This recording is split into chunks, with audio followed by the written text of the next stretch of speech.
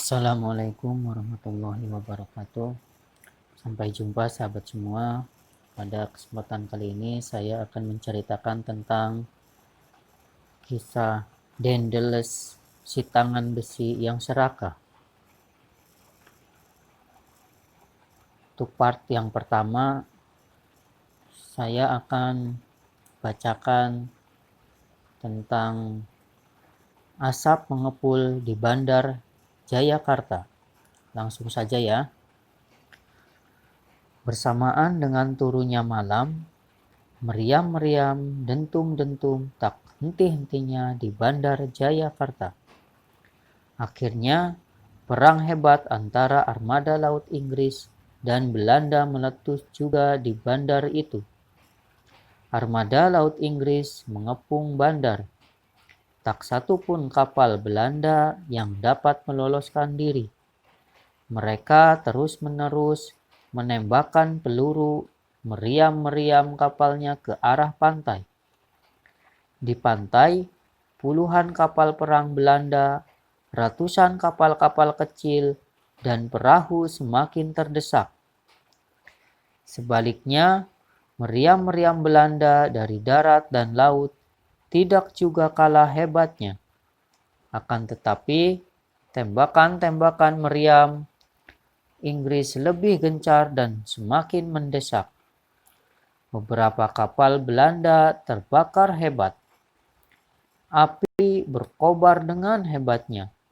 Asap mengepul ke langit. Langit malam kelihatan kemerah-merahan. Kapal-kapal Belanda yang semakin terdesak itu tidak dapat mundur lagi. Pantai sudah dangkal. Kalau mundur juga, kapal akan terdampar.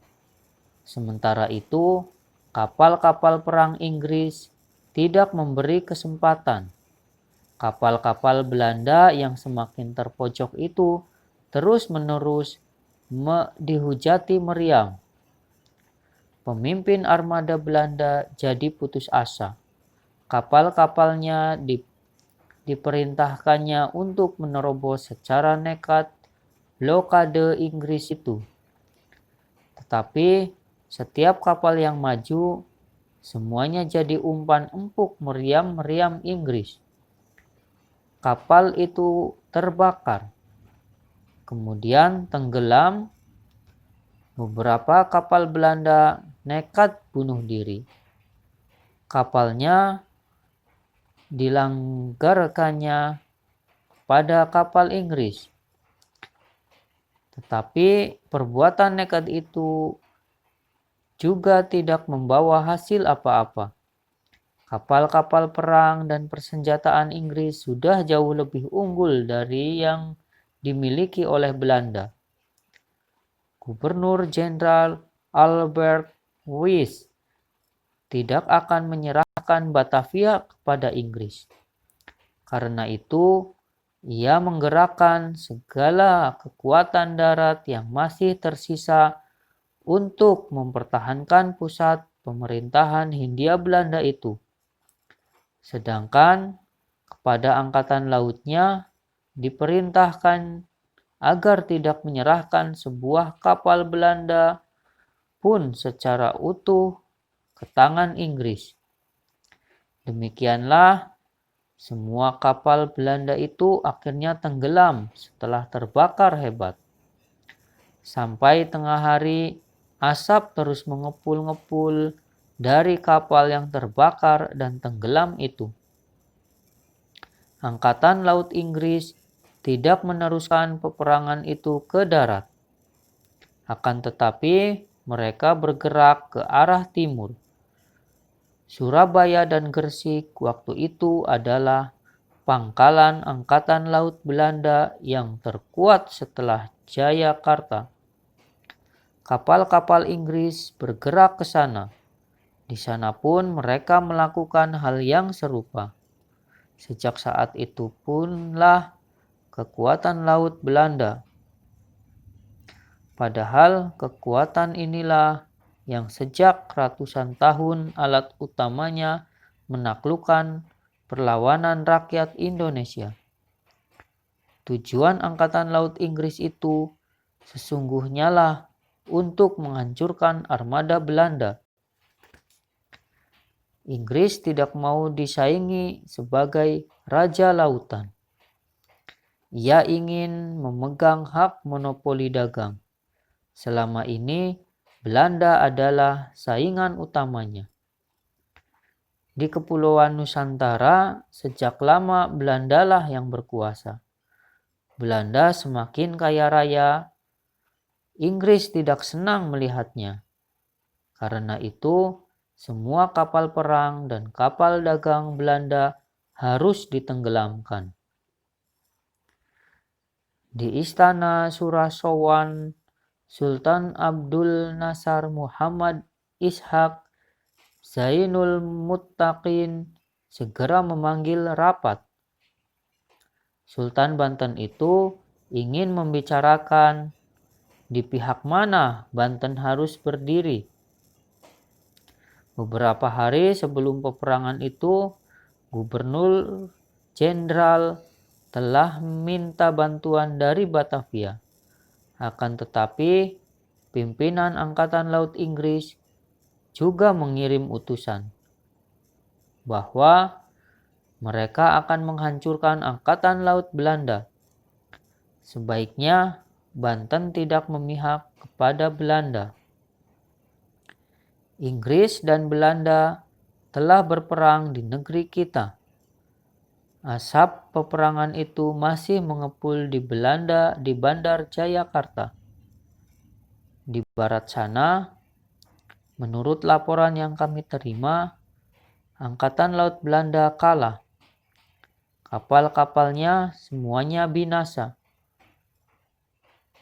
Bagi kita, biar kedua belah pihak hancur tidak jadi soal. Tetapi yang jadi soal ialah karena tidak ada yang betul-betul hancur, kata Sultan mulai membuka rapat. Menurut kebiasaannya, Mangkubumilah yang memimpin rapat. Tetapi karena keadaan sangat penting, menurut Sultan, ia sendirilah yang memimpin rapat. Beberapa hari sebelum Inggris menyerang Belanda di Bandar Jayakarta itu, Gubernur Jenderal Albert minta bantuan. Seperti tuan-tuan tahu, sudah sejak lama keadaan kita demikian buruk. Belanda menganggap Kesultanan Banten adalah miliknya. Kami tidak memberikan bantuan yang diminta itu. Selain kami tidak ingin membantu adalah karena Inggris telah memperingatkan kami agar tidak membantu Belanda. Kata Sultan melanjutkan. Suaranya tegas. Memandang ke semua hadirin satu persatu. Sultan itu memanglah seorang yang berwibawa. Hadirin hening. Akan tetapi, tiba-tiba Sultan dihinggapi rasa was-was. Bukan tidak mungkin di antara menteri dan pangeran-pangeran yang hadir ada yang memihak kepada Belanda. Kalau kata-katanya itu dilaporkan kepada Belanda, celakalah ia. Air mukanya jadi keruh. Mangkubumi, warga Direja dapat menduga apa yang bergumul di dada Sultan itu. Sebagai orang yang selalu mendampingi Sultan menjalankan pemerintahan, ia selalu mengetahui semua hal. Sultan tidak pernah bahagia berrahasia kepadanya. Kami kira kata-kata yang mulia itu haruslah jadi pemikiran bagi kita semua. Kata Mangkubumi mencoba mengalihkan dan mengarahkan pembicaraan. Betapa pahitnya penjajahan Belanda sudah sama kita ketahui. Rakyat kita menjadi budak. keraton kita dijaga. Mereka selalu mencampuri urusan pemerintahan kita. Kita tidak memiliki kemerdekaan lagi. Kita jadi melarat. Kita wajib membayar upeti. Hasil bumi kita harus kita jual kepada mereka dengan harga yang rendah yang mereka tetapkan sendiri pula. Padahal mereka menjual hasil bumi itu dengan harga yang sangat tinggi di Eropa. Sebaliknya, harga-harga kain, garam, dan perhiasan yang kita beli dari Belanda sangat mahal. Padahal kita hanya boleh membeli dari mereka. Mangkubumi warga Direja melihat bahwa semua kata-katanya itu diterima oleh hadirin. Karena itu, ia lalu meneruskan. Baik Inggris maupun Belanda datang kemari untuk berdagang dan menjajah. Mereka ingin untung sebanyak-banyaknya. Tidak peduli penderitaan dan kemelaratan kita. Karena itu, pendapat yang mulia tadi adalah benar. Kami berpendapat sebaiknya kita tidak memihak. Bahkan kalau mungkin, kita usir kedua belah pihak yang saling baku hantam itu. Mereka baku hantam karena ingin saling berkuasa atas negeri kita. Mereka adalah manusia-manusia serakah. Tapi bagaimana kalau gubernur jenderal datang menyerbu kemari? Bukankah itu artinya bunuh diri?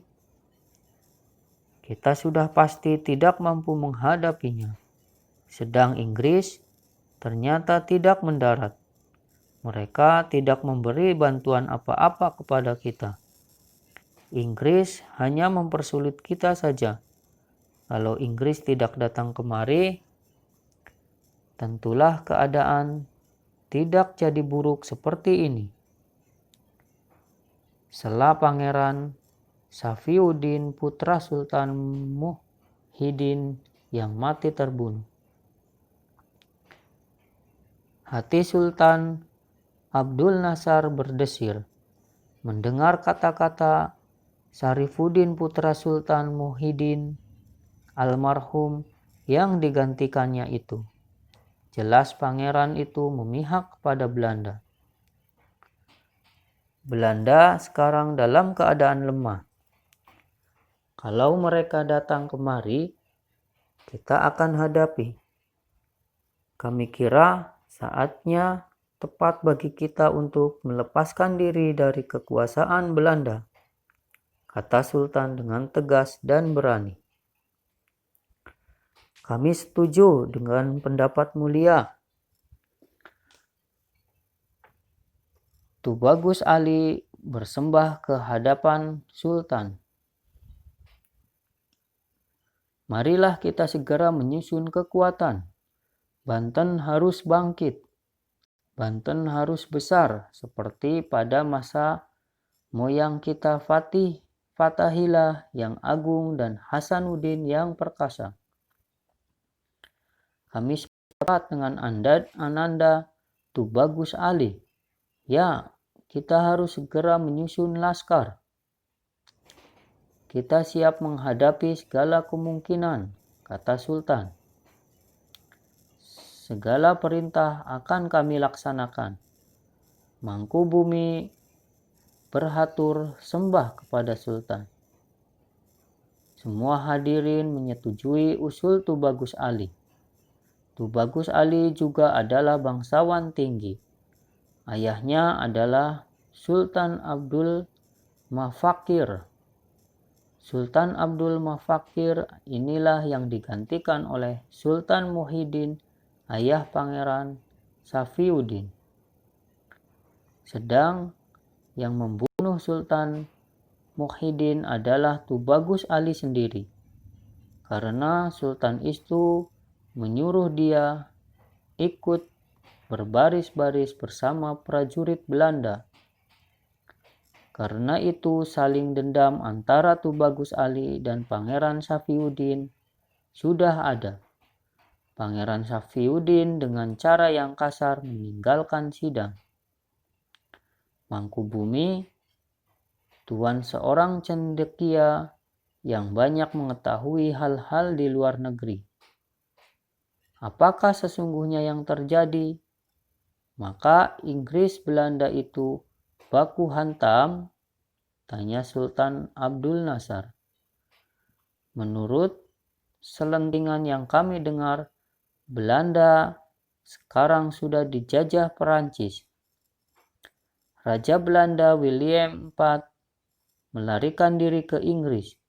Raja Belanda itu memperbolehkan Inggris menguasai daerah jajahannya, seperti Kepulauan Nusantara kita ini. Sudah tentu termasuk Banten dan Jayakarta. Karena Raja Belanda itu telah menggantungkan dirinya kepada Inggris, kata Mangkubumi dengan suara datar. Kalau begitu, Belanda masih sok kuat itu. Tak ada artinya lagi, teriak Tubagus Ali spontan. Kalau begitu, Belanda masih sok kuat itu, tak ada artinya lagi, teriak Tubagus Ali spontan. Tetapi, kenapa justru Inggris menghancurkan Belanda di Bandar Jayakarta itu? Tanya Pangeran Ratu, putra Sultan, yang dari tadi tidak campur bicara. Sultan Abdul Nasar juga ingin bertanya seperti yang ditanyakan oleh putranya itu. Karena itu, ia segera berpaling kepada Mangkubumi. Sekarang mereka tidak seperti rapat lagi, tetapi bertukar pikiran. Itulah yang kami tidak tahu secara pasti. Tapi menurut dugaan kami, orang-orang Belanda di Indonesia tidak mau menyerahkan Indonesia kepada Inggris. Mereka tentu tahu bahwa raja mereka hanyalah karena terpaksa mau mengalah kepada Inggris. Apalagi kalau sampai menyerahkan negeri jajahan sumber kekayaannya kepada saingan beratnya selama ini. Karena itu mereka melawan, kata Mangkubumi, warga Dirja. Atau pemimpin-pemimpin Belanda di Inggris, di negeri kita ini, sudah memihak kepada Perancis. Karena itu Inggris menyerang mereka. Dalam pandangan Inggris, mereka tidak berperang dengan Belanda tetapi dengan Perancis. Selah Sultan berpikir keras.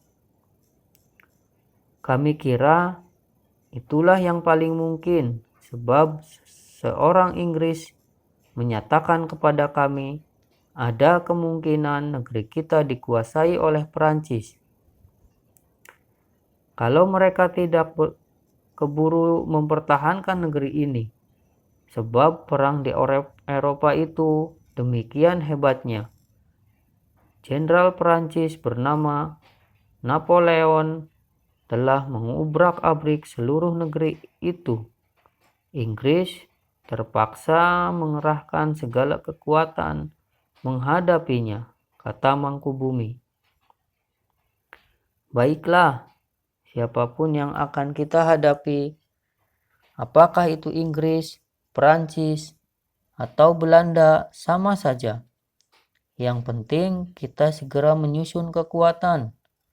Sekarang kami tambah yakin kita bisa melepaskan diri dari kekuasaan Belanda. Sultan mengakhiri pembicaraan. Apakah kemarau bertiup kencang? Masuk keluar pintu keraton. Suasana di sekitar keraton Surasowan terasa lain. Serdadu Belanda tak satu pun yang kelihatan.